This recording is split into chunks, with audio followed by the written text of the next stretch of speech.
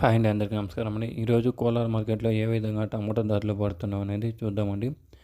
ఈరోజు ఆగస్టు 20, 2024 కోలార్ మార్కెట్లో చిన్న బస్సులు 15 కిలోల బస్సులు అనేది ఉంటాయండి. ప్రారంభపు రేటు గోలికాయలు, పొడికాయలు, మచ్చికాయలు ఇలాంటివి రూ. 50 నుంచి ప్రారంభమై 140, 150 దాకా అనేది తీసుకుంటున్నారండి.